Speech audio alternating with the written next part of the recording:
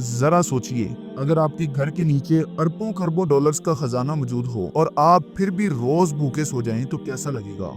यही हाल है दुनिया के एक मुल्क का। यहाँ के लोग भूख से मर रहे हैं, बच्चे स्कूल छोड़कर कानों में मजदूरी कर रहे हैं और उनके पैरों के नीचे सोना दबा हुआ है। आप सोच रहे होंगे कि भाई ऐसा कैसे मुमकिन है। और इसी निजाम के खिलाफ खड़ा हुआ है एक ऐसा मुस्लिम लीडर, एक ऐसा बहादुर सदर, इब्राहिम ट्रोरे। दोस्तों, आज मैं आपको अफ्रीका के एक ऐसे मुल्क बुर्किना फासो की कहानी सुनाने जा रहा हूँ जिसे शायद आपने कभी सुना भी ना हो। मगर ये कहानी सिर्फ एक मुल्क की नहीं बल्कि पूरे अफ्रीकी कॉन्टिनेंट की बेदारी का आगाज है। मैं बताऊंगा कि इब्राहिम ट्रोरे कौन है, कैसे वो इक्तदार में आए और कौन सा ख्वाब देख रहे हैं जिसने पूरी मगरबी निजाम को हिला के रख दिया है। तो आइए शुरू करते हैं। सोना दुनिया की सबसे कीमती चीजों में से एक है। जितना ज्यादा सोना उतना ज्यादा अमीर मुल्क, यही हिसाब है ना। मगर आपको हैरानगी होगी ये जान के कि दुनिया में सबसे ज्यादा सोना कहाँ से निकलता है। जवाब है अफ्रीका। अफ्रीका कोई मुल्क नहीं, एक पूरा कॉन्टिनेंट है। और हैरत की बात यह है कि सोना निकलता तो यहाँ से है, लेकिन यहाँ के ममालिक दुनिया के सबसे गरीब ममालिक में शुमार होते हैं। जमीन के नीचे खजाने हैं, ऊपर फक्र फाका,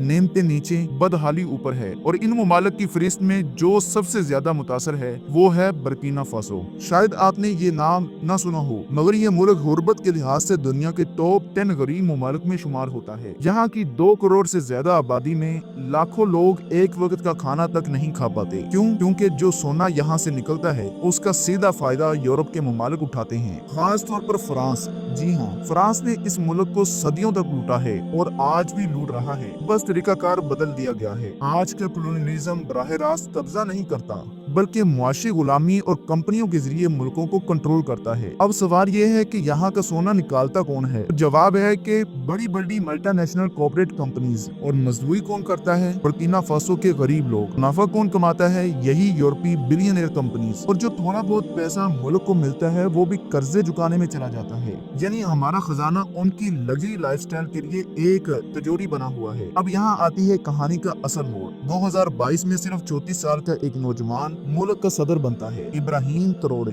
इतना जवान सदर के पूरा अफ्रीका हैरान हो जाता है और वो आते ही ऐलान करता है कि बस बहुत हो चुका, अब हम अपनी तकदीर खुद संवारेंगे। उन्होंने पहला कदम ये उठाया कि फ्रांस की फौज को मुल्क बदर कर दिया। अगला काम, उन्होंने मुल्क के सोने पर अपना मुकम्मल कंट्रोल हासिल कर लिया। अब बुर्किना फासो का सोना बुर्किना फासो की आवाम के लिए होगा और कोई और यहाँ से नहीं ले जा सकेगा। हमारी दौलत पर हमारा ही कब्जा होगा। उन्होंने यूरोपीय कंपनियों की लूट मार बंद करने का ऐलान कर दिया। इब्राहिम ट्रोरे का ख्वाब सिर्फ अपने मुल्क के लिए नहीं, वो पूरे अफ्रीका को एक करना चाहते हैं। उनका प्रो अफ्रीकन मिशन रोज बरोज बढ़ता ही जा रहा है। माली और नाइजर जैसे ममालिक पहले ही इस मिशन में जुड़ चुके हैं। यानी अब एक नहीं, कई अफ्रीकी ममालिक मुत्तहिद होकर मगरब के साम्राज्य निजाम के खिलाफ खड़े हो रहे हैं। इब्राहिम ट्रोरे ने सिर्फ मगरब के खिलाफ आवाज बुलंद नहीं की, बल्कि जैसे जैसे उनके ताल्लुकात यूरोप से खत्म हुए वैसे ही उन्होंने रशिया और चाइना से अपने ताल्लुकात मजबूत कर दिए हैं। रूस से हथियार लिए, फौजी तरबियत ली और अब न्यूक्लियर एनर्जी पर काम शुरू कर दिया गया है। अब खुद सोचें, जब एक नौजवान सदर यूरोप और अमेरिका को ललकारे, रूस से हाथ मिलाए, अपनी जमीन और सोना वापस ले ले, तो मगरब को तकलीफ तो होनी ही है। यही वजह है कि इन पर कई बार हमले भी हो चुके हैं। मगरबी मीडिया इन्हें मिनी प्यूटन और अफ्रीकन कद्दाफी जैसे नामों से पुकार रहा है। अब सवाल ये है कि क्या इब्राहिम ट्रोरे वाकई ही में अफ्रीका को आजाद करा पाएंगे? क्या बुर्किना फासो का सोना उनकी आवाम तक पहुंच भी पाएगा या नहीं? क्या यूरोप और अमेरिका उनके खिलाफ साजिश करके उन्हें मिटा सकेंगे या नहीं? एक बात तो तय है, इब्राहिम ट्रोरे के इरादे मजबूत हैं, उनका विजन वाज़ेह है और उनके साथ सिर्फ उनका मुल्क नहीं बल्कि पूरा का पूरा कॉन्टिनेंट खड़ा है। और चूंकि वो मुसलमान हैं, दुनिया के मुस्लिम ममालिक की नजरें भी उन्हीं पर हैं। क्या वो एक नई उम्मीद बन सकते हैं या नहीं, ये सवाल आप पर है। आप हमें नीचे कमेंट सेक्शन में जरूर बताएं। अस्सलाम वालेकुम।